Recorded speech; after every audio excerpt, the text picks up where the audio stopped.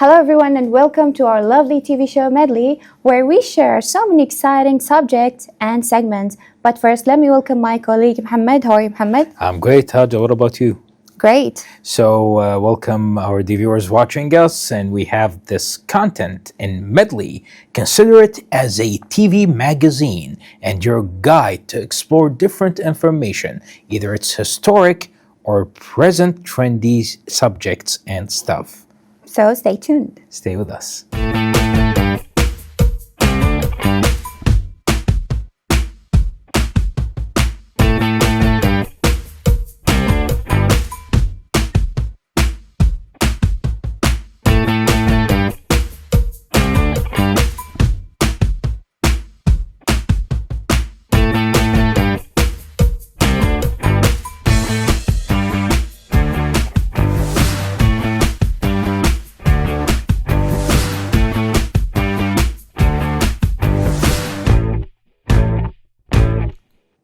Here's a question for you.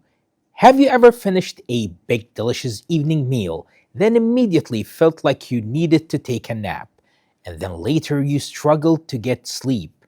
It's really a classic trap, isn't it? We often treat dinner as the biggest meal of the day, just a huge feast to wind down with. But what if that routine is sabotaging your sleep, your energy, and even your health goals? Well, tonight we're talking about a great and simple and also powerful trend that can change all of that. We're talking about mastering evening light meal routine. When you eat a large heavy meal, especially one high in fats or let's say complex carbohydrates, your body shifts into overdrive. And instead of preparing for rest, your digestive system has to put in a massive 4-hour work shift that's really getting an effort from your behalf. So it's like asking your body to run a marathon right before bed. Imagine that. So we're talking about the goal of a light evening meal is to give us and give your body just what it needs to feel satisfied but not burdened, and this routine also creates a natural and easy path to better rest and health. And also we're talking about better sleep, as a light stomach means less risk of acid reflux or indigestion that will disrupt your sleep cycles. And your body can focus on repairing and resting, not digesting. What about the boosting energy, or let's say our boosted energy? We can mention that also, that when you wake up, your body is finished processing the previous day's food. So you feel lighter and less sluggish, and naturally more energetic. And also, we're wondering about the metabolic health. Well, if we are eating earlier and lighter, it's really a simple way to practice a form of intermittent fasting, giving your metabolism a long and also productive break overnight, which can help with weight management. And the light meal routine isn't just about what you eat, it's also about what when you eat, or about when you eat specifically. And the golden rule that many health experts agree on is really simple. Just finish eating at least 3 hours before you go to sleep. Do not hide the snacks under your pillow, please. So think about it this way. The sun is down and your activity level drops, and your body's natural clock, or circadian rhythm, signals that it's time to slow down, and your metabolism is less efficient in the evening. And eating a large meal late means that you like losing calorie, and those calories are more likely to be stored rather than burned for energy. So, if you plan to be in bed by, let's say, not 7 p.m., of course, 11 p.m., please aim to have your last bite of food no later than 8 p.m. It will be really wise. And this 3-hour window allows your body to do the heavy lifting of digestion while also digesting it and also still up and active. and leading to a much more peaceful transition to rest. And a light meal also doesn't mean boring, it means focusing on nutrients that are easy to digest and satisfying, ensuring you don't get hungry right away before bed. So, the best light meal plates often follow a simple formula. So, number one, plenty of non starchy vegetables. We're talking about the base. Like, think about big salads with leafy greens and steamed broccoli, zucchini, or even bell peppers. These are really high in fiber and nutrients, but low in dense calories. Number two, a lean protein source. We're talking about the core. So we're talking about protein that helps you to be full without weighing you down. And ideas include grilled or baked fish, chicken breast, or a couple of hard-boiled eggs, or plant-based proteins like lentils, chickpeas, or tofu. And also healthy fats. We're talking about the flavor. It's a small amount of healthy fat aids in satiety and nutrient absorption. Think a drizzle of olive oil and few slices of avocado or a sprinkle of nuts and seeds. You want to minimize heavy starches like large portions of rice or pasta, especially late at night, and as they take a lot of energy to break down. And if you are really wondering what this looks like in practice, here are three quick, simple ideas you can try tonight. First, the super simple soup, a bowl of homemade vegetable or lentil soup, and it's warm, hydrating, and filling due to the fiber, and incredibly easy to digest, and pair it with a few crackers. Number two, the quick protein salad. We're talking about a tuna salad made with Greek yogurt instead of mayonnaise, or a light chickpea salad served over a bed of spinach, and add cucumbers and tomatoes for the crunch. Number three, the fast fish, a small portion of baked salmon with a side of steamed asparagus and a squeeze of lemon.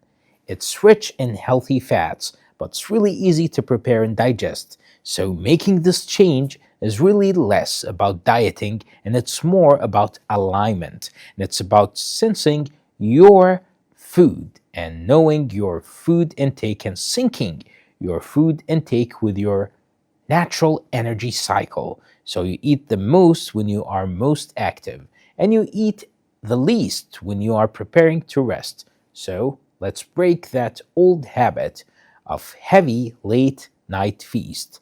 And please remember the rule: 3 hours before you go to bed.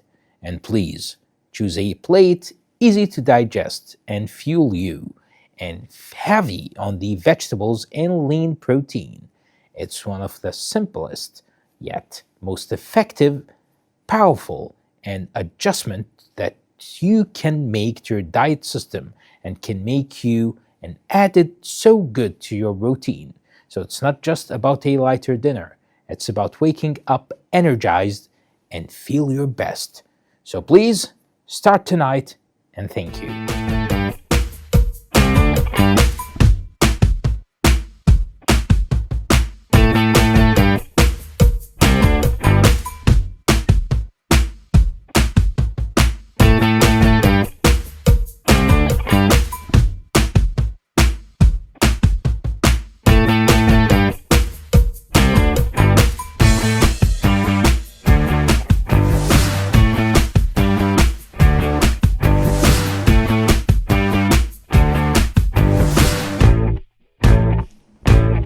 But have you ever stopped to think about where that idea, the concept of public intellectual space centered around a hot, dark, stimulating drink actually came from?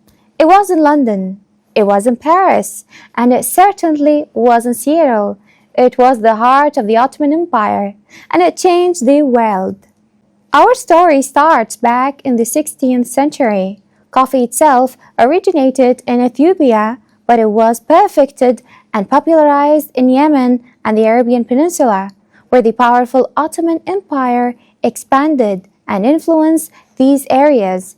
They actually acquired more than just land. They acquired this incredible energizing new drink. At first, coffee was a luxury enjoyed only by the Sultan's court in Istanbul. The Sultan even had a high-ranking official called the Kahve Sebashi, the chief coffee maker. Coffee was treated like a sacred ritual prepared in a special pot, often infused with some spices and served with great ceremony. But this incredible new buzz couldn't be contained by palace walls for long. By the mid 1500s, two Syrian merchants decided to bring this amazing drink to the people. They opened the first documented public coffee houses, or kahvehanes, in Istanbul, and just like that, an entire social revolution began. Think about life before the coffee house. Public social spaces were mostly limited to the home, the market, or religious centers. But the kahvehane was different. It offered a fourth space, a place where men from all social classes, merchants, scholars, soldiers, and artists could meet on equal footing. They weren't just drinking coffee, they were socializing, playing board games like backgammon, listening to poets recite verses, and hearing professional storytellers, known as Meda, shares long, captivating tales. Well, the coffee house became the pulse of the city, a dynamic center for culture, art, and intellectual debate. And now, a new place where people could gather and freely talk about anything and everything. Some Ottoman authorities tried to ban the coffee houses, viewing them as a den of potential discord and trouble. At one point, one of the sultans was still against them. He supposedly distinguished himself to catch and punish people gathering in them. But the love for coffee and the need for this social space was too powerful to stop. The bans failed repeatedly and the culture thrived. The coffee house had democratized discussion, making it a penny university where even the illiterate could gather and hear the views or the news of the day read aloud by others. As the Ottoman Empire's trade expanded, so did coffee. It traveled through Venice and then spread across Europe in the 17th century. When the coffee house concept reached Europe, it didn't just survive, it exploded. London's coffee houses became centers for finance and news, giving rise to the institutions like Lloyd's of London. Paris cafes became the legendary meeting places for thinkers and revolutionaries. The idea was the same as the kahvehane, a comfortable place to meet, think, and talk, fueled by the powerful black brew. So the next time you step into your favorite cafe, whether it's for a quick espresso or a long chat, remember you are participating in a tradition that is almost 500 years old, a global movement that began in the bustling street of the Ottoman Empire. They didn't just give the world to drink, they gave a world a first true public sphere for conversation and connection. Cheers to that!